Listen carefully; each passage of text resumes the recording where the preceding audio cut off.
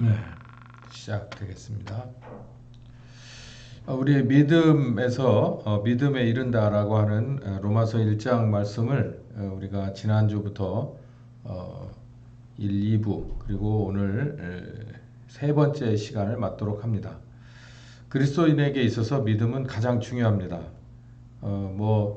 이게 가장 중요합니다. 근데 정작 믿음에 대해서 우리가 얼마나 알고 있는지 또 얼마나 체험하고 있는지, 그래서 성경적인 하나님이 보시는 그런 진정한 믿음의 사람이 되어 있는지, 그렇지 않으면 그냥 유명무실한 그냥 소빈 강정과 같은 그런 믿음의 사람이 아니냐라는 겁니다. 믿음에서 시작해서 믿음에 이르게 한다는 말씀도 우리에게 굉장히 큰 의미를 줍니다. 믿음에서 믿음에 이르게 한다. 믿음이 이제 두 번씩이나 반복이 되고 중요한 것인데, 이 안에는 좀 과정이 들어있다는 것을 말하고 분명한 목적이 들어있다는 것을 알 수 있습니다. 그런데 우리는 이게 일회성이거나 그리고 단발적인 이런 한 번에 이루어지는, 혹은 오묘하고 미묘하고 또 그리고 어떻게 보면 잘 모르겠지만 나중에 가서 어떻게 되겠지라고 하는 그런 막연한 것을 가지고 있는 것이 아닌가라고 하는 생각을 합니다. 사실 실질적인 본론과 결론은 여기 있는데, 믿음의 본질은 순종입니다.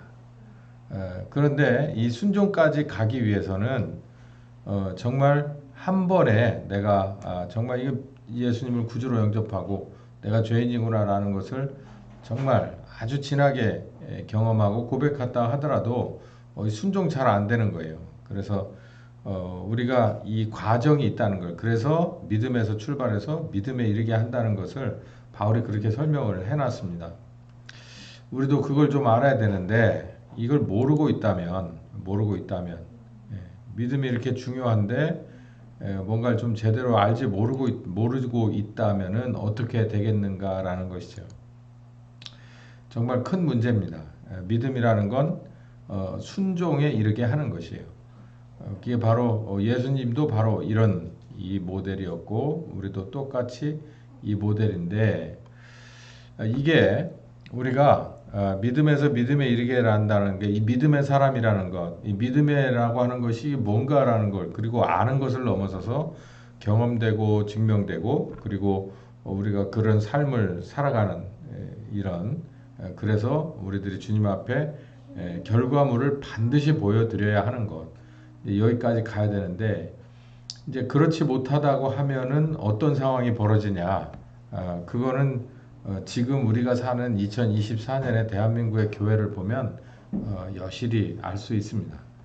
교회가 아닌 다른 밖에 있는 것들은 언제나 그렇지만 논외로 하고, 교회 안에 있다 하더라도 그 믿음의 사람들이라, 믿음으로 우리가 구원받았다라고 하더라도 우리가 오늘 주제이기도 하지만 세상을 분별하지 못하는 것은 믿음의 사람이 아닙니다.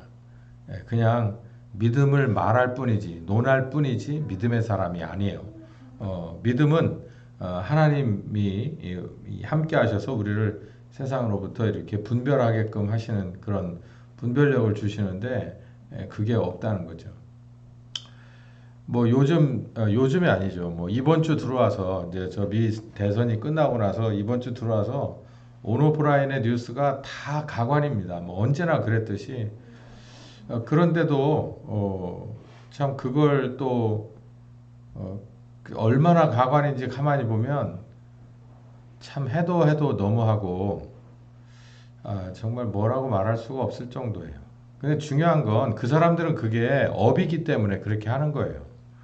그래서 불과 한 일주일 전까지 패널이라고 하는 사람들이 모여가지고 트럼프 욕을 그렇게 해대더니, 이제는 또 와가지고 욕 반절, 또 의문 반절, 이런 얘기만 해요. 지들이 잘못했다는 얘기는 하나도 없고 그런 얘기만 계속 늘어놓고 있습니다. 여러분 가만히 보십시오. 우리나라 사람들이 돈에 얼마나 해박합니까? 특히 교회 다니는 사람들도 돈 엄청 좋아하는데요. 만약에 트럼프가 된다고 한 6개월 전부터 계속해서 예측했었다면 전 세계 증시에서 테슬라나 그 코인이 떴겠어요? 이렇게 뜨겠냐고. 특히 우리나라에서. 예. 저는 확신하는데요. 분명히 언론에 종사하거나 기타 이렇게 보통 평범한 사람들, 그냥 귀가 얇은 사람들, 뭐 믿는 사람들 중에서도 분별력이 엄청 떨어지는 사람들은요, 아마 그냥 맹목적으로 그거 믿고 있어가지고 이렇게 가려진 상태에 있었을 거고, 이렇게 가려진 상태에서 누군가는 떼돈 번 사람들이 있을 거예요. 전 그렇게 생각합니다. 그러니까 아주 나쁜 악질 사기꾼들이죠. 예, 이게 사실을 사실대로 얘기를 안 해줘가지고 투자해야 될 사람들이 묶여 있다가 지금 막 이러고 있을 때 지들이 선점했다 지금 팔면 그게 뭐 10배가 되겠어요? 20배가 되겠어요? 그거 뭐 어떻게 합니까? 뭐 있는 돈이 뭐 몇백만 원밖에 없어서 투자한 사람들이야 뭐 기껏 해봐야 그냥 용돈이겠지만 거기에 뭐 수십억씩 집어넣은 사람들은 얼마나 많이 되겠어요? 이건 일종의 사기입니다. 근데 이걸 우리가 모른다는 얘기예요. 그래서 제가 설교 시간에 이런 얘기까지 해야 되고 이 동영상에 이걸 박제해놔야 되는 것에 정말 자괴감을 느끼는 게 한두 번이 아니기 때문에 그래요.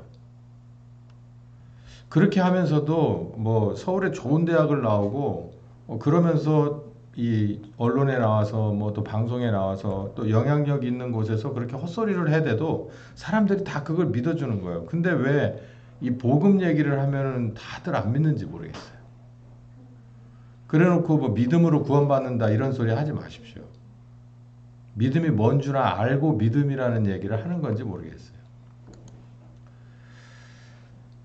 시작하는 믿음이 있고 아는 믿음이 있고 체험의 믿음이 있습니다. 그리고 완성되는 믿음이 있어요. 이 얘기는 뭘 근거로 하는 거냐면 믿음에서 출발해서 믿음에 이르게 한다라고는 바울의 그런 표현을 제가 성경에 근거해서 이렇게 4단계로 나눠 본 겁니다.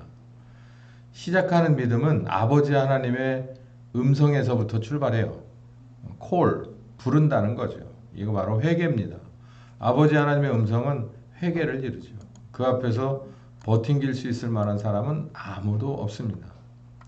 근데 여기서 아버지 하나님의 은혜는 회개와 그리고 아들의 십자가 대속의 은혜를 그냥 거저 주시는 것으로 구원의 시작을 알리는데요. 그게 바로 거듭나는 것입니다. 거듭남과 동시에 우리에게 뭐가 출발되냐면 믿음이라는 게 출발돼요. 우리가 생각하는 믿음은 뭘까요? 신념입니다. 사람의 신념이에요. 성경에서 말하는 믿음은 사람의 신념이 아닙니다. 고집스럽게 우직하게 한 길을 걸어가는 그것을 믿음이라고 착각하면 안 돼요. 성경에서 말하고 있는 믿음은 아버지 하나님의 부르심으로 거의 무방비식으로 우리가 응답할 수밖에 없고 그리고 아들의 십자가 공로와 그리고 그 효과를 거저 얻으면서부터 출발하는 하나님과의 새로운 관계 시작입니다. 그게 바로 믿음이라는 거예요. 믿음은 대신관계의 믿음이 있고 대인관계의 믿음이 있지만 성경은 가장 우선적으로 말하는 것이 사람과 하나님과의 대신관계를 말하고 있어요. 아버지 하나님의 콜에서부터 시작됐고 아버지 하나님의 아들에 관한 대속의 은혜를 거저 부어주시는 것에서부터 출발하는 것이에요. 그것은 바로 우리에게 무엇으로 증명되냐면 거듭남으로 증명되는 겁니다. 그래서 아버지 하나님과 거듭난 사람은 절대로 뗄 수 없는 관계가 되는 거예요. 이게 바로 믿음의 시작입니다. 이거는 말 그대로 시작하는 것이고 그 다음에는 아는 믿음이 있어요. 배워가는 것이라는 거죠. 믿음에도 좀 알미 필요합니다. 지식이 필요해요. 어떤 것도 마찬가지예요. 이론이 있고 실제가 있듯이 이론 교육이 가장 우선입니다. 배워야 합니다. 머리로 배워야 합니다. 또 외워야 합니다. 또 그리고 나름 그 안에서 약간의 훈련도 좀 받아야 됩니다. 근데 이건 사람이 가르치는 것이 아니에요. 성경에 보면 갈라디아서에 보면 율법이 나오고 은혜가 나옵니다. 율법은 다 이 세상에 속한 것이에요.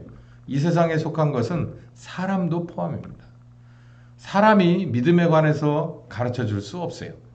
왜냐하면 시작이 아버지 하나님으로부터 시작했기 때문에 그 믿음을 사람이 가르쳐 줄 수는 없어요. 그러나 아버지 하나님의 계획에 따라서 사람에게 잠시, 율법에게 잠시, 이 세상의 특정한 과정 속에서 잠시 머물게 하고 그 안에서 배울 수 있는 기회를 줍니다. 그러나 그게 다는 아니에요. 요한복음 14장부터 아주 많은 곳에서 얘기했듯이 보혜사 성령께서 오십니다. 거듭난 사람을 위해서 오세요. 거듭난 사람을 위해서 오셔가지고 가르치는 역할을 합니다. 사람이 가르치는 거 절대 아니에요. 사람으로는 절대 사람을 가르칠 수 없어요. 믿음을 가르칠 수 없단 말이에요. 그러니까 보혜사 성령께서만 가르치실 수 있고 그게 오직 우리에게 효과가 있는 것인데 여기서 사람이 사람을 가르칠 수 있다는 것 자체가 성경적이지 않아요. 그리고 효과가 없습니다. 그 효과가 없는 것을 뭔가 다른 것으로 보존해 보려고 하는 노력은 자칫 잘못하면 비성경적인 이상한 곳으로 빠지기가 쉬워요. 우리는 성경대로 따라가야 합니다. 가르쳐 줘야 돼요. 보혜사 성령께서 계시다. 그 전까지를 가르쳐 주는 것뿐이지 보혜사 성령께로 인도하고 보혜사 성령님과의 만남이 있으면 사실상 거기까지가 다입니다. 그러니까 그리스도에 대해서 배워야 된다는 것이에요. 그러니까 보혜사 성령께서 오셔서 가르쳐 주신다는 얘기를 지난 주일날 2부 예배 때 했죠. 배우는 자의 자세는 그렇습니다. 선생님이 가르쳐 주면 마음속에서 강팍한 마음을 가지면 안 된다는 거예요. 사람이 가르쳐도 그 학생의 자세가 이러면은 안 됩니다. 학생은 반드시 선생님에 관한 신뢰가 있어야 돼요. 그리고 마음이 열려서 그 이야기를 다 받아들여야만 합니다. 그렇지 않고서는 효과가 없기 때문이죠. 성령님도 마찬가지입니다. 성령님이 가르쳐 주시는 것에 대해서 마음을 강팍해 하면은 결국은 하나님의 뜻대로 되지 않아서 바깥에 내쫓겨 버리게 된다라는 얘기를 하고 있습니다. 자, 오늘은 증명된 믿음에 관해서 얘기를 하겠는데요. 이론으로 공부를 하다 보면 제대로 그 과정을 잘 거치게 되면 나름대로 이제 입으로 그 믿음을 나열할 수 있습니다. 거기까지 가야 되는 것이에요. 그게 다는 아니지만 거기까지 가야 합니다. 믿음이라는 것이 뭔지를 얘기할 수 있어야 돼요. 성령님한테 배워서 뭔가 확실한 것을 자기가 얘기할 수 있어야 됩니다. 회개가 무엇인지, 그리고 복음, 은혜가 무엇인지, 그리고 거듭남이 무엇인지, 또 예수님이 어떤 분이신지, 뭐 이런 것들을 아주 기본적인 것들을 체계적으로 말을 할 수 있어야 돼요. 누군가에게 얘기할 수 있어야 됩니다. 마치 사울이 예수님을 빛으로 체험하고 나서 예수님이 부활하셨다라고 하는 그 간단한 메시지는 정말 목숨을 걸고 전했습니다. 물론 효과는 형편없었지만 우리도 마찬가지예요. 나를 구원하신 내가 죄인인 것과 나를 구원하신 예수님의 십자가의 그 대속의 은혜는 바로 이런 거다라고 분명히 말해줄 수 있어야 합니다. 그걸 하지 못하면 우리는 제대로 배운 게 아니죠. 더군다나 성령께서 가르쳐 주신 것은 우리가 분명히 우리들의 마음속에 박혀 있기 때문에 충분히 입으로 나열할 수 있습니다. 그런데 여기에서 끝나면 성경적이지 않아요. 아버지 뜻대로 되는 것이 아닙니다. 그래서 증명, 체험되고 확인된 믿음, 무엇이 내가 여지까지 머리로 배웠던, 성령님께 머리로 배웠던 것이 이제 증명되고 체험되어야 된다는 것입니다. 이게 되지 않으면 정말 큰 부작용이 나는데 그건 정말 아주 심각한 부작용이 납니다. 자, 히브리서 5장에 보면 이런 말씀이 있습니다. 때가 오래되었다. 뭘까요? 예수 믿은 지 오래됐다는 얘기죠. 거듭난 지 오래됐다는 얘기예요. 너희가 선생이 돼야 한다. 이쯤 되면 오래가 됐기 때문에 이제는 선생이 되어야 된다. 이제 학생이 아니라 선생이 돼야 된다는 거죠. 이제 내가 누군가에게 배우는 것이 아니라 가르쳐 줘야 된다는 얘기죠. 말씀의 초보가 아니라 이제는 초보에서 좀 넘어서 중수, 고수는 아니더라도 초보를 빨리 벗었어야 되는데 아직도 젖을 먹고 단단한 식물을 못 먹는 수준이냐라고 책망을 하고 있습니다. 여기 보면 14절에 이런 말씀이 있는데요. 단단한 식물은 장성한 자의 것이니. 자, 여러분 여기에 보면 젖이라고 되어 있는데 그 영어 성경에 보면 젖은 밀크라고 되어 있고요. 이 밀크는 사실 그냥 애들이 아주 젖먹이 어린 애들이 먹는 거예요. 이건 뭐 씹을 필요도 없고 생각할 필요도 없어요. 그냥 쪽쪽 빨아 마시면 되는 겁니다. 그러면 그 자체가 다 영양가예요. 근데 이 단단한 식물은 그렇지 않아요. 이 단단한 식물은 이게 좀 딱딱해서 씹기도 그렇고 또 요걸 소화시키려면 또 잘 씹어서 또 잘 섞어서 또 먹고 나서도 또 뱃속에서도 많이 여러 가지 것들이 일어나야 됩니다. 열심히 애를 써야 돼요. 그래야만 나에게 영양소가 되는 것인데 이 두 가지 이 비유는 젖이라고 하는 것은 먹는 사람이 전혀 수고하지 않아도 되는 거고 이 단단한 식물은 먹는 사람이 여러 가지 것을 수고를 해야 되는 것이에요. 그러나 그 효과는 아주 다르죠. 젖의 영양소와 단단한 식물의 영양소는 차원이 다릅니다. 그래서 신자가 때가 오랜 이 그리스도인이 단단한 식물을 먹지 못한다는 것은 바로 이런 건데 뭐냐면 지각을 사용함으로 연단을 받아 선악을 분별하는 자들이라 라고 하는 것을 반대로 보시면 돼요. 지각을 사용하지 못하고 연단도 받지 않고 그래서 선악을 분별하지도 못하는 것이 젖을 먹는 거다. 그러니까 누군가가 가르쳐주고 이끌어주는 수준인 초보자가 바로 이런 것들이다라는 것이에요. 그렇지 않으면 뭐냐면 결국은 지각도 사용하고 연단을 받았기 때문에 결론적으로는 선악을 분별하는 사람입니다. 라고 얘기하는 거예요. 그러니까 그리스도의 초보는 젖과 같은 것은 바로 이런 건데 죽은 행실을 회개하는 것이나 하나님 유무에 관한 신앙과 침례와 안수, 죽은 자의 부활과 영원한 심판에 관한 교훈의 터 아주 기본적인 것이죠. 이건 기본적인 거. 이거는 뭐 더 가할 것도 없고 더 뺄 것도 없이 그냥 삼키기만 하면 되는 것이에요. 그냥 가르쳐주면 그냥 그대로 받아들이기만 하면 되는 것들을 여기 나열하고 있는데 이런 것들은 뭘 못하게 돼 있냐면은 분별을 못해요. 선악을 분별하지를 못해. 그것을 7절과 8절에는 상징적으로 비유로 뭐라고 돼 있냐면 열매 맺지를 못한다는 것이에요.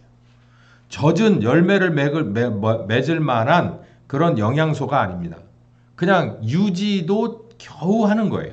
그냥 생명을 유지하는 것도 그냥 그냥 그 수준을 유지하는 것도 현상을 유지하는 것도 어려운 거고 단단한 식물 결국은 지각을 사용해서 그리고 연단을 받은 훈련을 경험으로 해서 선악을 분별하는 것이 결국 뭐까지 오느냐면은 열매를 내게끔 한다는 거예요. 열매는 그 나무 자체가 생존하기 위한 영양소 플러스 알파입니다. 그 플러스 알파가 있어야 그것이 모여서 열매가 되는 거예요. 우리도 마찬가지라는 거예요. 그리스도의 그러니까 그리스도인으로서 우리가 믿음에서 출발해서 믿음으로 완성된다는 건 열매가 있다는 거예요. 뭐 하고 내가 그만큼 성장하고 유지하고 견디고 난 열매가 이만큼 플러스 알파가 더 있다라는 거죠. 그러려면 뭐 하면 안 된다는 거냐면 그냥 젖이나 먹어서는 안 된다. 그냥 이론적으로 아는 정도 수준, 성령님이 가르쳐줘서 이론만 아는 수준, 뭐 할 필요 없는, 더 깊게 생각할 필요도 없고 그리고 삶 속에서 여러 가지 이 난관들을 극복하려고 하는 노력도 필요가 없고 그냥 이렇게 하면 돼라고 하는 이론만 배우는 거예요. 이론만. 그래서 이론 공부는 사실 어렵지 않습니다. 이론 공부는 외우면 돼요. 외우면. 그리고 이해하면 됩니다. 근데 이론과 실제는 달라라고 하는 얘기가 있듯이 어쨌든 이론을 공부를 하고 실제로 넘어가지 않으면 이런 꼴이 난다는 것이에요. 이거 정말 생각보다 참 심각한 문제인데요. 가끔 이런 경우가 있습니다. 그 목회를 하다 보면 이렇게 그 신자들 상담을 하다 보면 두 종류거든요. 어떤 분은 그냥 모르기 때문에 혹은 이해가 안 가서 상담하기가 굉장히 진도가 잘 안 나가는 분들이 있어요. 그러니까 이해도 잘 안 되고 그리고 받아들이기도 어렵고 그래서 그냥 가다가 또 이렇게 장애물을 만나면 스톱되고 또 스톱되고 해서 진척이 굉장히 더딘 분이 있어요. 근데 어떤 분들은 뭐냐면 얘기하면 쫙 알아듣습니다. 쫙 알아듣고 아 그렇게 해요. 예 알겠습니다. 저도 그렇게 하겠습니다. 라고 하고 그 다음번에 와서 또 얘기하면 또 거긴데 계속 그 수준이에요. 그러니까 이해하고 거기까지 가는 데는 쉽게 가요. 근데 더 이상은 없어. 한 발자국도 삶 속에서 그 말씀이 뭔가 나와 그 말씀과 같이 이 땅바닥을 딛지 않아요. 근데 계속해서 상담을 하다 보면은 자기는 다 알고 있어요. 다 알고 있는데 이 땅바닥을 딛지를 않아. 그냥 말씀만 들고 서 있을 뿐이에요. 그런 변화가 없습니다. 근데 이게 심각한 게 뭐냐면 이게 전자가 아닌 후자와 같은 계열은요 참 발전이 더디고 나중에 가서는 여기도 나오잖아요. 본인이 본인을 유지 못해요. 젖은 애들 겁니다. 저런 애들 거예요. 근데 얘네들만큼만이라도 크잖아요. 그럼 우유 먹고 살 수가 없어요. 살 수가 없다니까. 삶이 그렇지가 않아요. 그냥 이 반경이 좁으면 그냥 그것만 먹고도 그냥 가르쳐주고 손으로 당겨주는 대로 그냥 그걸로만 가능하지만 이게 반경이 넓어지면 이걸 다 소화해낼 수가 없다. 그걸로 자기를 연명하고 유지할 수 없고 극복할 수 없다는 거죠. 여기 보세요. 요한복음 6장 53절에서 58절까지 보면 아주 중요하신 말씀을 예수님이 하나 했는데 쉽게 이해하기 어렵습니다. 내 살을 먹고 내 피를 마시는 자는 내 안에 거하고 나도 그 안에 거한다. 그러니까 내 살은 내 피는 참된 음료요 양식이다라고 하는 얘기를 아주 논란이 될 만한 지금 얘기해도 이거 알아들을 만한 사람이 몇이나 되겠어요. 근데 그 당시에 뭐 진짜 그런 뭐 얘기하니까 깜짝 놀랐죠. 이게 도대체 무슨 얘기일까? 서로 자기들끼리도 논란을 일고 뭐 나중에서는 막 아주 크게 예수님에게 대항을 했는데요. 이 얘기가 바로 제가 지금 말씀드린 그 얘기입니다. 이론만 알지 실제가 없는 사람이에요. 경험이 없는 사람이에요. 그러니까 이론은 막 하나님 나라를 이 기초부터 저 꼭대기까지 다 지어요. 다 짓는데 현실이 지옥이야. 근데 하나님 나라에 관한 이론은 다 있어. 그러니까 처음에는 이 정도로 서로 간에 분리되어 있어도 괜찮아. 근데 살다 보면 절대 그게 자기 삶에 연결이 안 되면 견뎌낼 수가 없습니다. 여기 얘기하잖아요. 내 피를 먹고 마셔야 된다. 그 얘기는 다른 말로 말하면은 아버지께서 나를 보내셔 내가 아버지로 인해서 사는 것처럼 나를 먹는 그 사람도 이런 것이다 라는 것이에요. 그러니까 내가 아버지로 인하여라고 했거든요. 인하여라고 한다는 거예요. 도대체 인하여라고 하는 얘기가 뭐라고 설명을 해야지 제일 좋을까라고 생각했더니 예수님이 또 그 얘기를 해놓으셨어요. 요한복음 15장에 가지, 나무에 붙은 가지를 말하는 거예요. 이게 인하여라고 하는 것에 예수님 버전 설명이 딱 맞습니다. 인하여 붙어 있다는 얘기예요. 붙어 있다. 뭐가? 내가 아버지에게 붙어 있다. 그래서 아버지로 인하여 내가 산다. 그러니까 나는 포도나무고 너희는 가지니까 나에게 붙어 있어라. 그러면 가지가 살 뿐만 아니라 뭣도 맺는다. 열매도 맺는다라는 얘기예요. 그러니까 보세요. 우리가 아는 것은 붙어 있지 않아도 그냥 알 수 있습니다. 근데 이게 붙어 있는다는 건 인한다는 얘기는 뭐냐면 아버지로부터 내게 뭔가 실질적인 게 온다는 얘기예요. 실질적인 게 흘러 들어온다는 얘기예요. 그것은 바로 내 삶에 있어서 참된 양식이고 참된 음료다라고 하는 거예요. 그러니까 여러분 말씀이라는 것은 이론일 수 있습니다. 그러나 그 말씀은 여러분에게 실제여야 돼요. 양식이고 음료여야 된다는 거예요. 그 말씀으로 인해서 여러분이 움직여져야 되고 그 말씀으로 인해서 여러분의 지혜가 나와야 되고 말씀으로 여러분이 참을 수 있어야 되고 말씀으로 여러분이 뚫어낼 수 있어야 되는 거예요. 그건 이론 갖고 돼요? 아니요. 그렇게 될 수 있어 라고 하는 건 이론이지만 현실에서 그렇게 되려면 뭐 하지 않으면 안 된다면 그로 인하여 그분과 연결되어 있지 않으면은 안 된다라는 것이에요. 이 포도나무의 비유를 여러분은 잘 들으셔야 됩니다. 다시 한번 강조합니다. 아는 것은요, 전혀 다른 얘기예요. 저는 아는 것과 실제는 전혀 다른 차원입니다. 아는 것도 굉장히 중요해요. 모르면 못해. 믿음이 뭔지도 모르면 아무 의미가 없어요. 근데 저는 어디에 오늘 초점을 맞추느냐면, 아는 것도 굉장히 중요하지만, 아는 것에서 벗어나지 못하면 이것 또한 큰일입니다. 여러분 이 점을 명심하셔서 제가 지금 말씀해 드리는 이런 것들, 참된 양식과 음료, 그리고 포도나무의 비유를 여러분 잘 귀담아 들으셔야 됩니다. 디모데후서 3장은 바울이 마지막으로 삶에 있어서 거의 마지막으로 쓴 이 성경인데요. 말세에는 어떤 일이 벌어지냐면 고통하는 때가 온다는 거예요. 이 고통하는 때는 핍박을 받기도 해서 고통스럽지만 세상이 하나님의 뜻과는 전혀 상관없는 방향으로 너무너무 자연스럽게 휘몰아쳐 가는 것이 믿는 사람의 입장에서 봤을 땐 고통이라는 거예요. 전 이게 무슨 얘기인지 아주 요즘 뼈저리게 느끼고 있습니다. 제가 아까 얘기하잖아요. 사람들은 또 속고 또 속고 또 속고 마치 금붕어가 입이 찢어져 가면서 이렇게 물었던 낚싯바늘을 어떻게 하다 풀려났는데 또 가서 또 물고 또 물어서 그냥 입념이 없어졌는데도 또 가서 물으려고 낚싯바늘 근처를 헤매는 것과 같은 이런 삶을 볼 때 도대체가 이게 도대체가 어떻게 된 세상이 이렇게 돌아가고 정말 이게 뭐냐라고 하는 생각을 하니 이게 그런 얘기예요. 내가 이것을 알라 말세에 고통하는 때가 있을 것인데 이렇게 말도 안 되는 거꾸로 매달린 것과 같은 세상을 바라보는 것 자체가 고통이에요. 그뿐만 아니라 또 뭐가 있느냐면 정말 우리에게 고통은 뭐냐면 경건의 모양은 있지만 능력을 부인하는 사람들이 창고라는 것이에요. 이게 제가 말씀드린 대로 아는 것과 실제가 연결되지 못한 사람들이 창고라는 겁니다. 그러면 뭐가 될까요? 입만 사는 거예요. 입만. 여러분 얼마나 끔찍한 얘기예요. 사람이 입만 살아있다고 생각해봐요. 아무것도 안 움직이는데 입만 살아있어요. 그래서 계속 쳐다보는 대로 그거에 대해서 논평만 해요. 유튜브를 바라보세요. 논평만 하는 사람들 엄청 많습니다.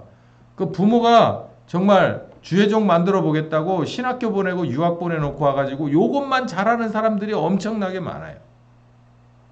그러니까 여기 얘기하는 거예요. 경건의 모양은 있지만 능력은 없어요. 보니까 뭔가 이게 앞뒤가 안 맞는 게 있잖아요. 그런 거는 잘 분별해서 얘기를 해요. 근데 현실적으로는 그런 걸 현실적으로 할 줄 아는 사람들은 쉽게 그런 얘기 하지도 않아요. 왜냐하면 얘기해줘봐야 아무런 의미가 없거든. 차라리 지적질 하지 말고 차라리 내가 그걸 깨트리고 나가는 게 빠르죠.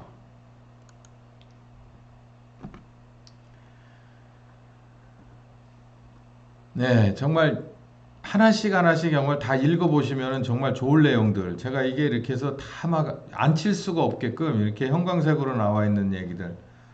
이런 얘기들이 많습니다. 여기 보면 모든 성경, 네가 어려서부터 성경을 알았지 않느냐. 너는 이런 흐느적거리는 세상 가운데서 배우고 확신한 일에 거해라. 이게 바울이 마지막으로 순교를 앞두고 디모데에게 한 말이에요. 이런 말도 안 되는 거꾸로 매달린 세상이 정말 이걸 쳐다보는 것조차도 함께 숨을 쉬고 같이 땅을 밟는다는 것조차도 고통스러운 이때에 너는 배우고 확실한 일에 거해야 된다. 그게 뭐냐면 성경이에요. 성경. 하나님의 감동으로 된 성경. 그러니까 또 이 말씀을 가지고 그냥 드립다 머릿속으로만 이해하고 외우고 하는 걸 얘기해요. 그거 아니에요. 성령께서 가르쳐준 이론이 우리에게 실제로 되는 거예요. 실제로 연결되어서 우리에게 그 이론이 정말 내게 떡이 되고 그 이론이 내게 힘이 되고 그 이론이 내게 능력이 되고 심지어 어떤 때는 그 이론이 내게 지혜가 되고 지식이 되고 돈이 돼야 돼요. 그런 일이 우리에게 이루어져야 돼요. 그러니까 증명되고 확인된, 경험된 그런 믿음을 말하는 겁니다. 히브리서 5장으로 다시 돌아가 보면 아까 제가 말씀드린 것 중에 그리스도도의, 그러니까 믿음에 관해서 초보가 아닌 중수는 어떤 사람이냐면 지각을 사용하고 연단받고 분별하는 사람이다라고 합니다. 이거 하나씩을 쭉 제가 보면서 오늘 파트를 마감하도록 하겠어요. 자, 그리스도의 이 초보는 이론이다. 그러면 그리스도의 중수는, 초보를 넘어선 중수는 뭐냐면 지각을 사용할 줄 알아야 되고 연단을 받을 줄 알고 그리고 최종적으로 분별할 줄 알아야 된다는 얘기예요. 이론으로 분별이 안 되는 거예요. 이론으로 절대 분별이 안 돼. 그건 반드시 초보를 넘어선 사람만 분별해 갈 수 있어요. 이론은 그냥 성립되는 거예요. 그냥 이게 허상이에요, 허상. 근데 실상으로 와야 된다는 거예요. 그러려면 일단은 지각을 써야 합니다. 지각. 감각이라고도 하죠. 감각. 센스. 감각. 감각을 사용할 수 있냐 없냐가 초보냐 중수냐의 차이예요. 이거 정말 심각하잖아요, 여러분. 감각이 없는 것이 살아있습니까? 살아있다고 볼 수 있어요? 아무리 갖다 바늘로 찌르는데도 감각이 없어. 그거 사는 거예요? 아, 숨을 쉬고 있는데 가져다 바늘로 막 찔렀는데도 반응이 없어. 여러분 중환자실에 누워있을 때 있잖아요. 어디 뭐 하반신마비나 이런 사람들 체크해 볼 때 있죠. 제가 그거 진짜 봤거든요. 중환자실은 일반 병실에도 그래요. 의사가 회진 들어오더니 그냥 그 뭐지? 그 닌겔 바늘 같은 거 그런 거 갖다가 그냥 막 그 여기 찔러 봅니다. 피가 막 나와요. 송글송글 막 피가 나와. 그런데도 반응이 없어. 이쪽에 이렇게 찌르는데도 안 아파요? 그러고 막 찔러. 그 이제 저야 정상인 사람이니까 그 찌르는 그 자체만으로도 아이고 저거 아프겠다 이런 생각이 드는데 본인은 전혀 몰라. 눈 멀뚱멀뚱 뜨고. 야, 이게 도대체 이게 이럴 수도 있구나. 이게 머리는 다 살아있어요. 다 살아있고 딴 데 다 살아있는데 그 부분이 감각이 없어. 감각이. 이 감각이라는 거 이거 되게 중요한 거구나. 사람이 숨만 쉬고 있다고 다는 게 아니에요. 감각이 있다는 거예요. 근데 하나님 앞에서도 마찬가지예요.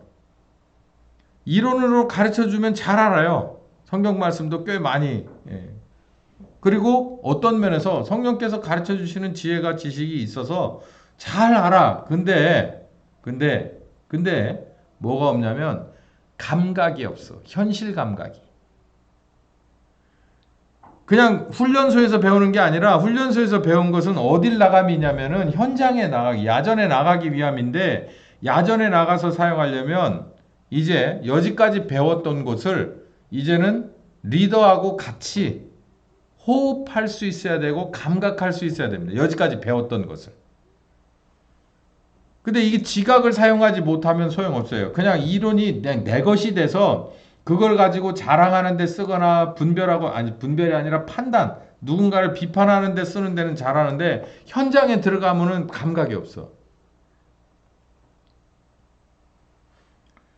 이거 왜 그러냐면 이거가 굉장히 중요해요. 그래서 아는 믿음에서 증명된 믿음이 필요하다는 얘기가 그거예요. 자, 처음에는 그게 안 됩니다. 구조적으로.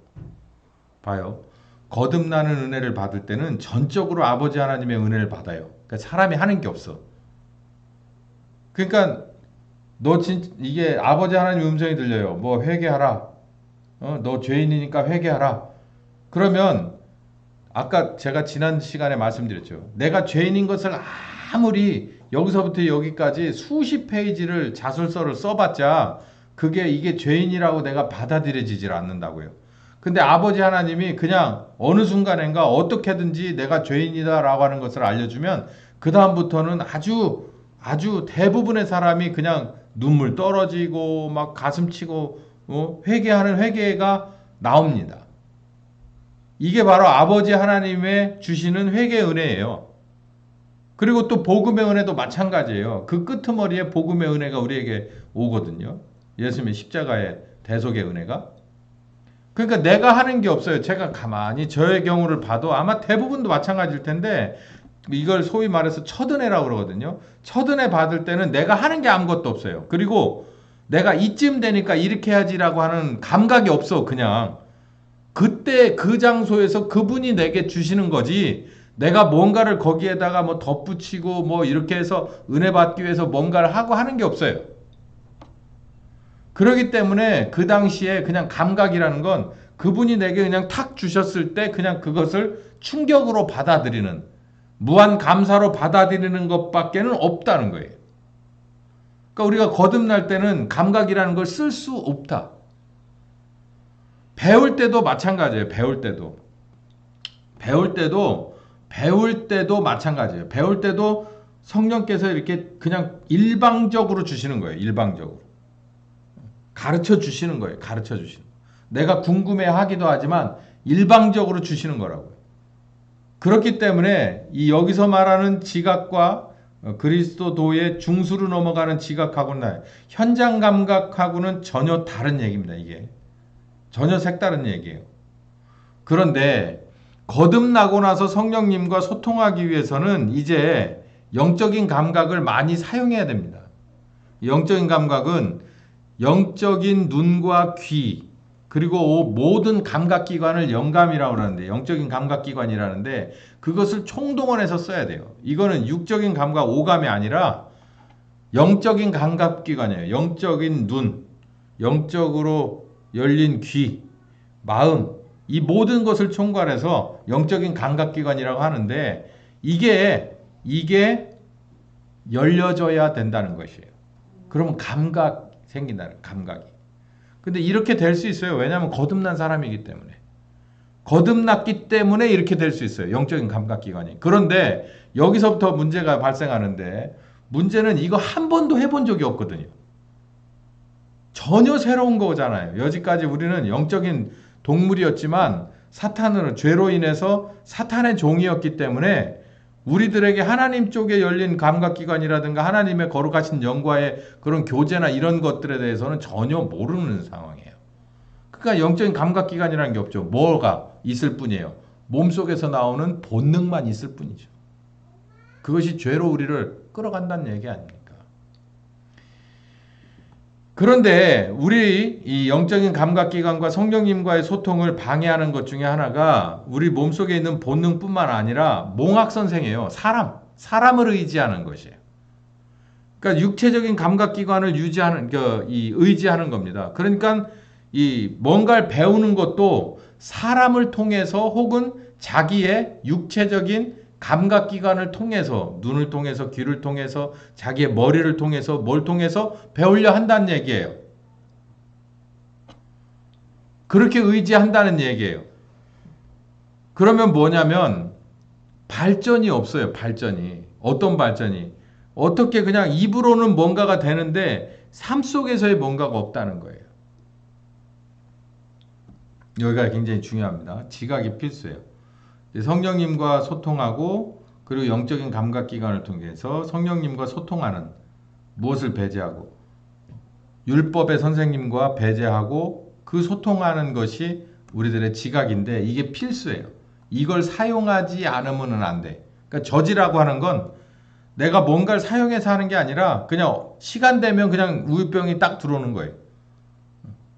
그냥 때가 돼서 2시간마다 한 번씩 기저귀 갈아주고 우유 주고 기저귀 갈아주고 우유 주고 아유 많이 컸네 이쁘다 잘 빨아먹으면 한 모금 더 빨아먹으면 이쁘다고 하고 그냥 그렇게 이럴 때가 있긴 있지만 그건 지각을 사용할 필요가 없어요. 필요성을 느끼지 못해.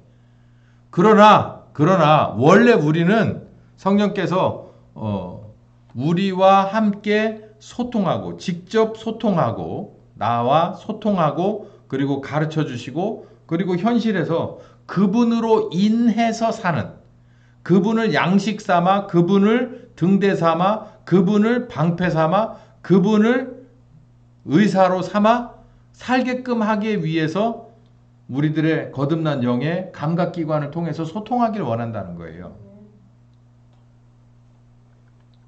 근데 여기는 사실상 거의 안 돼 있는 거죠. 이게 또 잘못 접근하다 보면 또 굉장히 오순절적으로 접근하거나 아니면 기타 또 여러 가지 오해 소지를 날 만한 것으로 접근을 하게 되는데 이게 굉장히 문제입니다. 갈라디아서 3장에 우리가 몽학선생 아래 오래 있을 수 없다는 얘기를 하고 있고 4장에서도 잠시 잠깐은 후견인과 청지기 아래 있긴 하지만 초등학문 아래 있긴 하지만 그러나 이제는 하나님의 아들인 거로 때가 됐으면 이제 아바 아버지라 직접 부르며 하나님 앞에 나가야 된다라는 얘기를 하고 있습니다.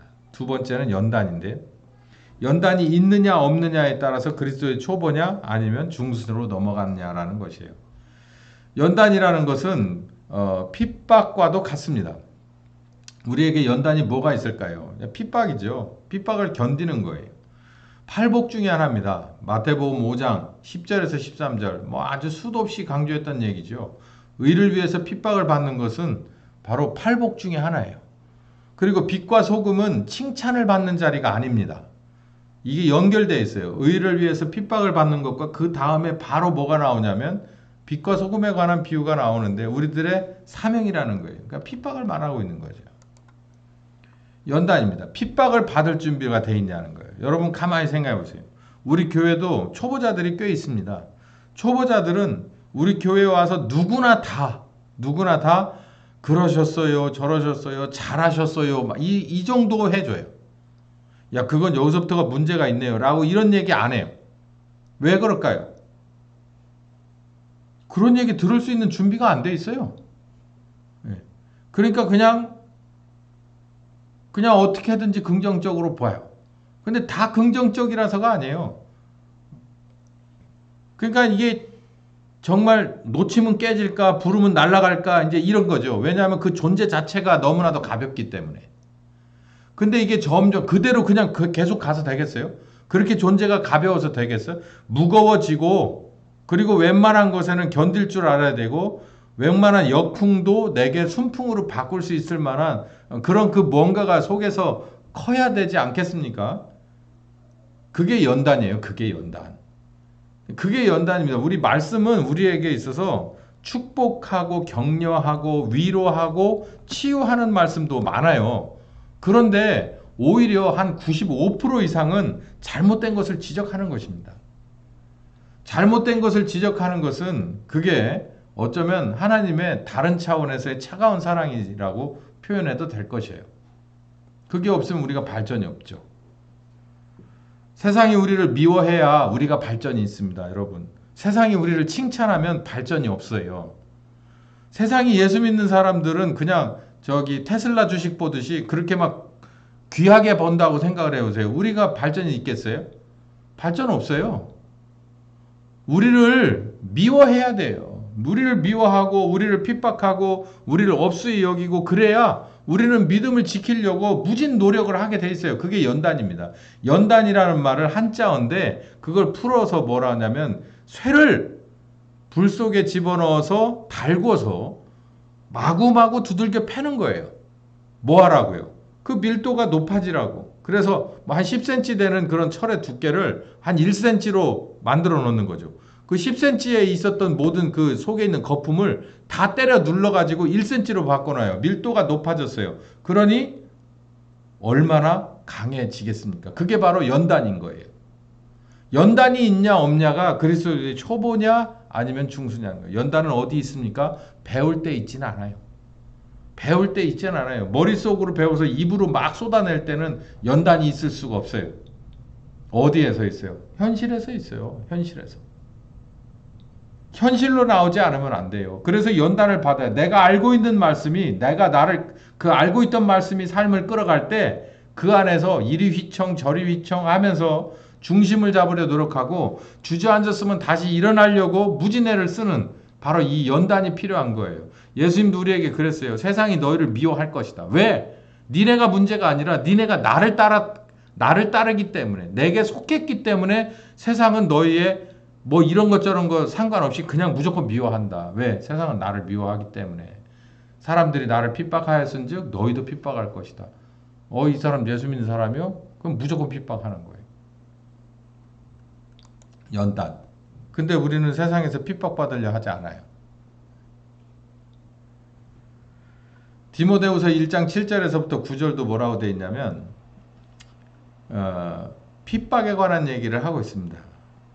주를 위해서 갇힌 자 된 나를 부끄러워하지 마라. 너도 똑같이 나와 함께 고난을 받아야 될 것이다. 나는 이렇게 고난을 받는 삶을 부끄러워하지 않는다. 왜냐하면 이게 오히려 우리에게 올바른 그런 삶이기 때문이다라는 거예요. 여러분 생각해 보세요. 빛이 어둠 속에서 핍박을 받는 거고 혼란 속에서 소금은 핍박을 받는 거예요. 그러면서 하나님의 뜻을 이루어 놓고 가는 거죠. 우린 그걸 알아야 돼요. 어디서? 그러니까 말씀이 이론이 아니라 현실에서 그걸 알아야 된다. 여기서 우리들의 한 가지 얻어지는 것이 있어요. 정말로 다행인 것이 이 세상을 하나님 나라로 바꾸는 것이 아니라 여기서 우리가 할 일을 다하면 이 세상은 심판의 대상이라는 거예요. 여기가 우리가 바꾸고 여기서 영원히 거할 하나님의 나라가 아니라는 것이 얼마나 다행스러운지 몰라요. 우린 여기서 할 동안 어느 한 기간 동안 우리는 빛의 소금의 역할을 하면서 살다가 가면 그만이에요. 그럼 나머지는 심판하시는 하나님이 와서 다 심판하고 끝내는 거죠. 그래서 성경을 읽어보시면 아주 임박한 종말론을 모두가 갖고 있었습니다. 두 번째는 자기 십자가를 지고 연단을 받는다. 아까 첫 번째는 핍박이라고 그랬죠. 그 두 번째는 자기 십자가를 지고 연단을 받는다. 요건 조금 다른 얘기인데요. 세상에서는 예수 믿는다는 것 자체만으로도 그냥 덮어놓고 묻지도 말고 따지도 말고 일단은 색깔을 다르게 봅니다. 그 이제 농도가 진할 경우도 있고 옅을 때도 있어요. 사람들이 말은 안 하지만 결국은 우리에게 잘해주는 경우는 없죠. 두 번째는 근데 자기 십자가를 지고 연단을 받아요. 이게 무슨 말이냐면 이게 아주 참 재밌는 말인데 이 자기 십자가를 지고 연단을 받는다는 마태복음 16장 24절에서 27절까지 보면은 우린 대부분 24절, 25절까지만 봅니다. 그런데 연결되어 있는 26절과 27절, 특히 27절을 보세요. 27절을 보면은 뭐냐면 인자가 아버지의 영광과 그 천사들과 함께 올 것인데 그때에 각 사람에게 뭐한 대로 갚을 것이다. 행한 대로 갚을 것이다. 여기서 뭐냐면 자기를 부인하고 자기 십자가를 지고 나를 쫓은 것에 관해서 평가하겠다라는 얘기예요. 그러니까 이거는 자기 십자가 지고 예수님을 따라가는 것은 목숨의 문제, 즉 구원의 문제라는 거예요. 자, 여러분, 이게 무슨 얘기일까요? 우리가 첫 은혜 받을 때는 그냥 무조건 우리에게 은혜를 줘요. 그 거듭나게 해요. 이론도 마찬가지예요. 우리의 잘못도 그냥 이론상 잘못일 뿐이에요. 우리가 여지까지 죄 지은 것도 그냥 이론상이고 용서도 그냥 은혜로 용서받은 것이에요. 그러니까 그 은행에서 혹은 우리가 이렇게 이 장부상으로 회계 처리하듯이 현금이 왔다 갔다 하지 않고 숫자만으로 갔다 왔다 하는 거하고 똑같은 거예요. 근데 여기 이 말씀은 달라요. 진짜 네 십자가를 지고 나를 따라와 봐라. 뭐 구원의 완성은 여기에서 이루어진다라는 거예요. 네가 여지까지 배운 대로 네 죄를 지고 골고다 언덕을 올라가신 예수님의 그 발자취를 따라가 봐라. 뭐를? 네 죄값을 지고 가봐라. 정확하게 말하자면 내 죄값을 지고 거기까지 가서 누구에게 주는 거냐면 예수님에게 주고 예수님이 거기서 죽어요. 우리가 죽는 건 아니에요. 근데 여기서 뭐라고 하느냐면 분명히 이 말씀을 가만히 여기 24절에서 27절까지 보면 네가 예수 그리스도를 믿음으로 말미암아서 회개하고 믿음으로 말미암아 구원받는 건 맞는데 그건 뭐에 마찬가지냐면 그냥 아까 제가 말씀드린 대로 페이퍼상으로 왔다 갔다 한 거예요. 근데 이것이 어디에서도 이루어졌냐면 우리들의 삶 속에서도 구원이 이루어져야 되는데 그게 뭐냐면 우리도 우리의 잘못을 지고 예수님이 가신 그 길을 걸어 가보라는 말이에요. 그걸 왜 하라고 할까요? 증명이 돼야 되잖아요. 믿음이라는 건 증명이 돼야 되잖아요. 뭘로? 순종이라는 것으로 증명이 돼야 되는데 순종이라는 것으로 증명이 된 건 바로 예수 그리스도의 십자가잖아요. 근데 그 십자가로 내가 구원받았으면 그 구원이 내게 증명되려면 뭐 해야 되냐면 이론으로 믿는 것보다 거기서 한 발 더 나아가서 이론으로 믿었던 것이 내 삶 속에서 그분의 십자가의 뒤를 따라가 봐야 내게 증명되고 확인된다는 거예요. 이게 어떤 차이가 있을까요? 입으로만 계속 말을 하는 사람이 입으로만 구원을 외치고 믿음을 외치던 사람이 이 작업이 이루어지면 그 다음부터는 말이 적어져요. 말이 적어집니다. 그리고 자기의 행동도 적어져요. 누구 안에 들어가 버렸기 때문에요. 성령께서 그 사람이 성령님 안에 들어가 버렸기 때문에요. 그러니까 더 이상 유구무원이고 더 이상 저기가 없어요. 이게 이제 완성하는 믿음으로 가게 되는 거거든요. 자기 십자가를 지고 따르는 것은 바로 구원의 문제와 연결되어 있어요. 구원은 믿음으로 말미암아 믿음에 이르는 거예요. 믿음으로 시작해서 그리고 배워서 입으로 떠들다가 내 삶 속에서 십자가 지고 가신 예수님을 내 문제를 가지고 따라가다가 그분이 이 문제를 지고 십자가에서 죽으셨구나. 바로 이렇게 고통스러운 것을 겪으시고 내게 대속의 은혜를 주셨구나 라고 하는 것을 비로소 거기서 얻게 되는 것입니다. 그러면서 바뀌는 것이 참 많아요. 여기 보면 제 얘기가 아니라 로마서 7장에 바울이 그랬죠. 내 속에 참 희한한 게 있다. 그게 뭐냐면 이 말씀이 옳고 이 말씀 따라가야 된다는 건 아는데 그렇게 못하는 가로막는 것이 있는데 그게 바로 몸이다. 그래서 여기 뭐라고 말했냐면 나는 참 공고한 사람이다. 어떻게 할 수 없는 인간이다 이거죠. 이 사망의 몸에서 누가 나를 건져낼 것인가. 여기 보세요. 이 사망의 몸에서 누가 나를 건져낼 것인가. 여기 영지주의로 보면 어차피 몸은 썩어질 것이고 여기다 놓고 갈 거기 때문에 구원받는 건 영이라고 생각하는 거예요. 그래서 영지주의가 생겨난 거예요. 뭐를 이겨먹을 수 없는 걸 인정하니까. 몸을 이겨먹을 수 없는 걸 인정해버리니까 영지주의가 나온 거라고요.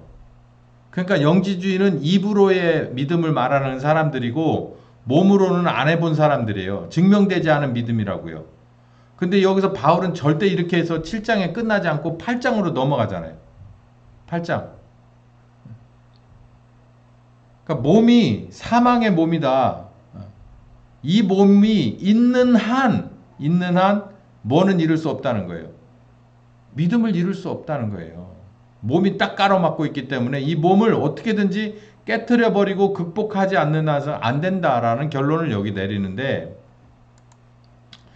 여기 8장으로 넘어가서 뭐라고 되어 있습니까? 성령님, 육신을 쫓지 않고 영을 쫓아 행하는 우리에게 율법의 요구가 이루어지게 합니다. 그러고서 쭉 읽어보면은 영을 쫓아가는 우리에게 우리들의 죽을 몸도 살리신다라는 얘기가 있어요. 이긴다는 얘기죠. 몸을 이겨버린다는. 이 말씀을 우리는 잘 기억해야 됩니다. 이게 굉장히 중요한 말씀이에요. 그래서 증명된 믿음이라는 건 바로 여기에요. 성령님을 따라서 내 십자가를 지고 주님이 원하시는 데까지 가서 예수님의 십자가가 나의 십자가다라고 하는 것을 거기서 확증을 받고 증명이 돼서 그때 내게 이루어지는 새 창조가 하나님이 원하시는 뜻대로 되는 것을 말합니다. 이게 바로 내 십자가를 지고 연단을 받는 것이죠. 뭐를 위해서? 구원을 향해서 열심히 달려가는 것이에요. 그렇지 않으면 어디서 못 넘어가냐면 말은 청산유소예요. 얼마나 기승전결 쫙 나와. 근데 어디 가서 딱 막히냐면 현실에서 딱 막혀. 그래 놓고 본인은 계속해서 한다고만 말만 해. 그리고 가지 않아. 그 현실이 바뀌질 않아. 바리새인이죠. 초보입니다. 세 번째는 결론적으로 우리가 이 지각을 사용하고 연단을 받은 것은 선악을 분별하기 위함이라는 건데 이게 이제 요걸 위해서 그 두 가지예요. 그래서 그리스도인으로서의 이 초보를 넘어선 사람은 분별할 줄 아는 사람입니다. 분별력이 없는 첫 아담을 한번 보시죠. 창세기 2장 15에서 17절까지 보면 먹어도 되는 것, 네 마음대로 먹어도 되는 것과 먹지 말아야 될 것에 관한 것을 가르쳐 줍니다. 그러면 먹으라고 한 것이 99개고 먹지 말라, 절대 먹지 말라라고 하는 것이 하나면 그냥 99개를 따라가면은 쉬울 문제예요. 이건 분별력의 문제 중에서 가장 쉬운 문제예요. 여러분 하나가 있고 하나를 먹지 말라고 내두고 99를 먹으라고 하면 이게 서로 위반할 필요가 있습니까? 상식적으로 생각해 보세요. 아 여기다 뭐 특별한 걸 넣을 거 없고 저 동산 중앙에 뭐 잘 보이는 데 있다 하더라도 이 가에 있는 99그루의 모든 열매는 내 거고 저것만 너미 거다라고 하면 저 같으면요 쳐다도 안 볼 것 같아요. 그거. 사람 본능이 안 그래. 뭐 그렇게 말할 수도 있겠지만 99개 대 하나인데 그 하나를 왜 포기 못하나? 근데 왜 거기 가서 꽂혀가지고서 딴 데를 쳐다보지 못할까요? 분별력이죠, 분별력. 개념이 없다는 거예요, 개념이. 이걸 명령한 분의 그 엄혹한 명령권자의 그런 그 무서움, 두려움도 있지만 정말 어떻게 보면 상식적으로 99개 대 하나라고 하는 것에 관한 균형도 그 감각이 없는 거예요. 분별력이 없다라고 볼 수밖에 없죠. 그래서 결국은 어겼습니다. 로마서 12장에 이런 얘기가 있죠. 너희는 이 세대를 본받지 마라. 이 세대가 어떤 세대일까요? 여러분이 보는 세대 맞습니다. 지금의 이 세대 보셔도 무방해요. 그러지 말고 이 세대를 본받지 말고 뭐하는 분별력 없는 이 세대를 공부도 참 그 우리나라의 5천년 역사 중에서 지금만큼 교육 수준이 높은 때가 있을까요? 지금만큼 생활 수준 높은 때가 있을까요? 봄, 여름, 가을, 겨울 찬바람 나오고 따뜻한 온돌이 있고 찬물 먹고 따뜻한 물에 샤워하고 이 5천년 역사 가운데 거의 대부분의 우리나라 국민들이 그 수준을 유지하는 그런 때가 있었습니까? 역사상으로? 없었죠. 삼시세끼 너무 많이 먹어서 뱃살 나와가지고 돈을 가져다가 내주고 살 빼야 되고 어쩌면 약을 또 주사를 맞아야 되는 그런 때가 5천년 역사 가운데 있었어요? 없었잖아요. 근데 이 세대의 그 분별력이 떨어지는 것은 무분별함은 별 차이 없어요. 오히려 그 옛날보다도 우리 할아버지 세대, 우리 아버지 젊었을 세대보다 지금의 분별력이 더 없어요. 그거 어떻게 하냐면 여러분 여기 계신 분들은 다 저하고 비슷하거나 나이가 더 드셨죠. 가만히 생각해 보세요. 제가 깜짝깜짝 놀라는 게 하나 있습니다. 제가 어렸을 때 시골 동네에서 이렇게 살다 보면 이런 게 있어요. 없이 살아도 그리고 불편하게 살고 못 배우셨어도 있죠. 남한테 폐를 끼치거나 남의 것을 내 거라고 우기는 경우는 거의 없습니다. 내가 저 사람한테 뭔가를 하나 빌어다 썼으면 내가 저 사람에게 뭔가를 이렇게 폐를 끼쳤으면 그건 어떻게든지 갚아야 되는 것으로 그런 분위기 가운데서 살았어요. 우리 동네만 그랬나? 아마 그렇지 않았을 거예요. 다른 데도 다 마찬가지일 거예요. 보리밥 반 그릇을 얻어 먹었어도 결국은 감자 2개라도 갖다 줘야 직성이 풀리는 것이 우리네 부모님이나 할아버지 세대예요. 근데 지금 여러분 어때요? 우리는 하여간 25만 원도 준다 그러면 막 그러고 뭐 한다 그러면 10만 원 준다 그러면 뭐 재난지원금 뭐 이런 거 얘기하고 아니 제가 얘기했잖아요. 5천 년 역사 가운데 지금처럼 잘 살고 공부 많이 한 때가 있냐고요. 근데 왜 그 마음보재기는 정말 별로 못 살았던 뭐 한 4, 50년 전에 우리 부모, 조부모 세대하고는 이렇게 다릅니까?